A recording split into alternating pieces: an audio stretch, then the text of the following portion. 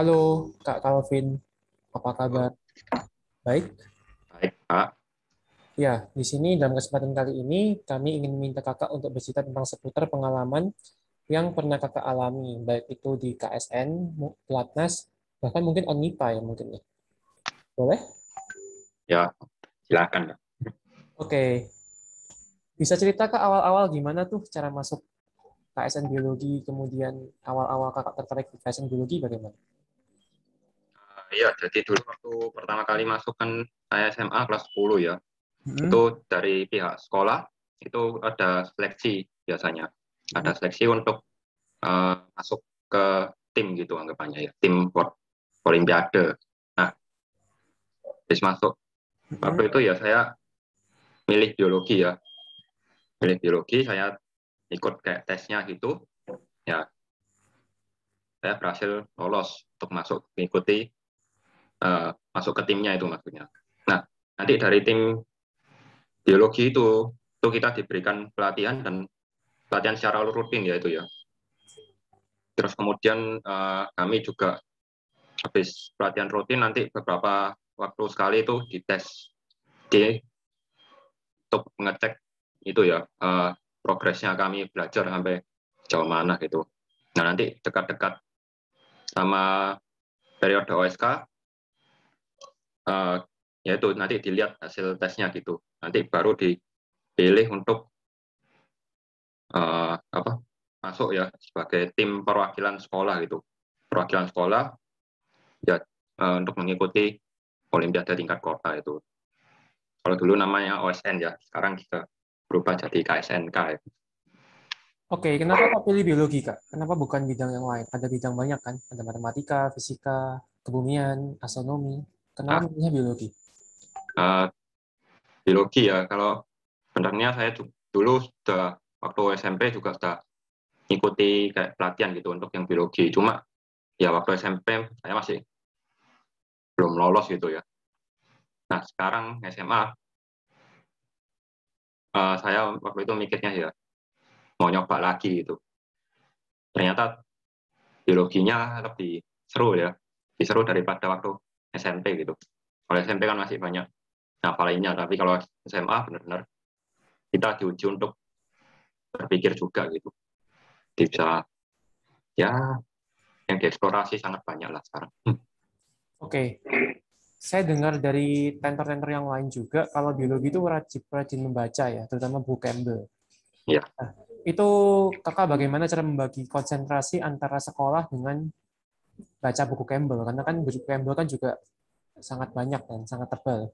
Mungkin Kakak bisa memberikan tips pada peserta yang akan mempersiapkan diri untuk menghadapi atau mempersiapkan diri untuk menghadap apa ya, menyongsong pelatihan untuk KSNK tahun 2022.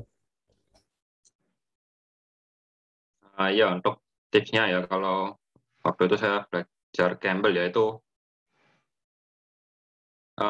kalau belajar Campbell ya saya kalau ada waktu senggang ya saya baca gitu. Tapi misal eh, besok ada ulangan gitu ya, hari itu ya saya stop belajar Campbell terus belajar buat persiapan ulangan.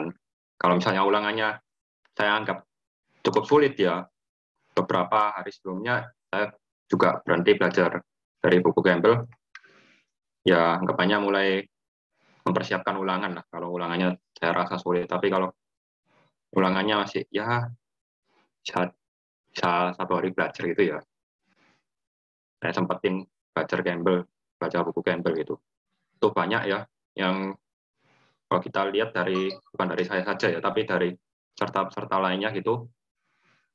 Dulu kalau mereka mau ikut Olimpiade itu benar-benar rajin belajar, paling nggak baca buku Campbell itu mereka bisa tidur sampai tengah malam gitu. Tapi ya balik lagi tergantung dengan kemampuan kita masing-masing ya. Kalau kita contohnya kayak saya juga nggak terlalu bisa kayak tidur kalau terlalu malam gitu ya. Jadi saya rutin gitu setiap hari kalau bisa baca beberapa halaman gitu. Memang nggak bisa habis 1 bab gitu, nggak masalah. Tapi paling nggak rutin. Jadi paling nggak 1 minggu bisa dapat 1 atau 2 bab lah minimal. Kayak gitu. Oke, pertanyaan saya selanjutnya mungkin jadi gini. Saya dengar juga kalau anak-anak yang milih KSNK biologi ya untuk didalami itu kadang-kadang apa ya? Apa sih bedanya biologi di KSNK dengan biologi di SMA? Karena kebanyakan banyak yang kayak tidak mengekspektasi gitu. Kalau misalkan biologi di KSNK itu seperti ini, tidak sesuai dengan bidang SM, tidak sesuai dengan biologi di bidang SMA.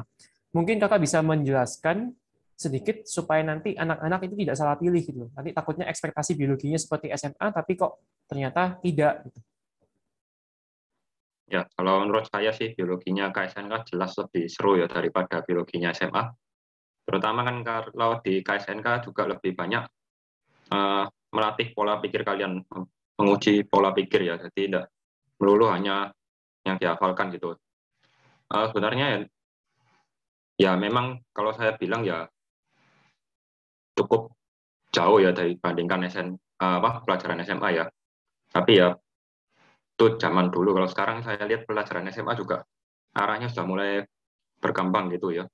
Jadi yang materi-materi yang dulu saya tidak terima waktu SMA sekarang sudah ada gitu di pelajaran SMA reguler gitu. Cuma ya balik lagi kalau Olimpiade biologi ya harus apa ya? Ya lebih mendalam daripada pelajaran SMA biasa. Nggak bisa cuma kita berdasarkan buku paket SMA terus kemudian ngarepin berharap itu apa ujiannya apa tes KSNK-nya sesuai dengan buku paket SMA gitu nggak bisa.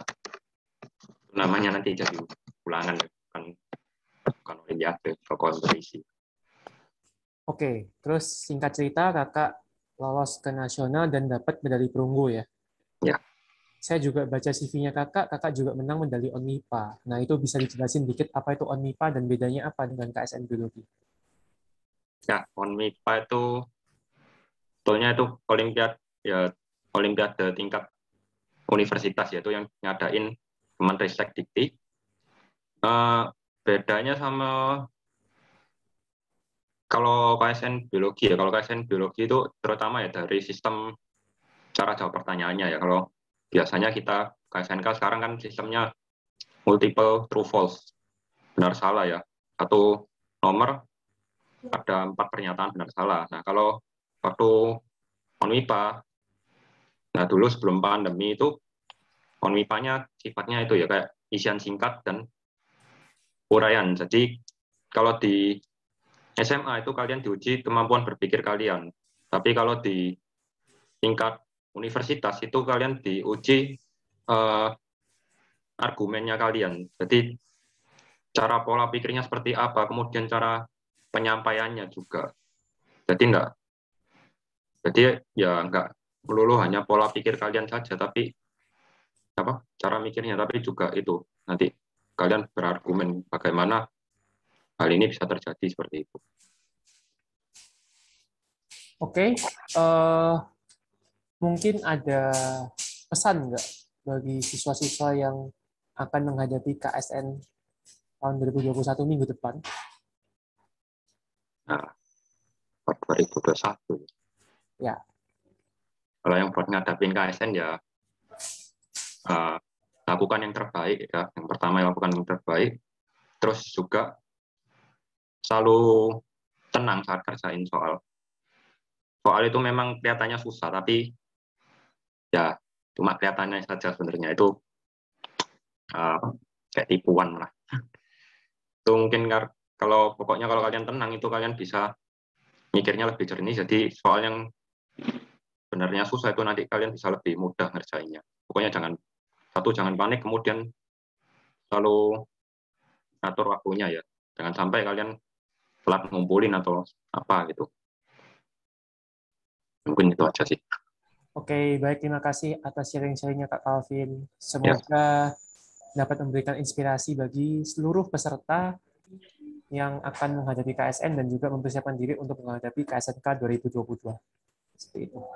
Oke, terima kasih Kak Calvin atas waktunya. Selamat Terima kasih. siang.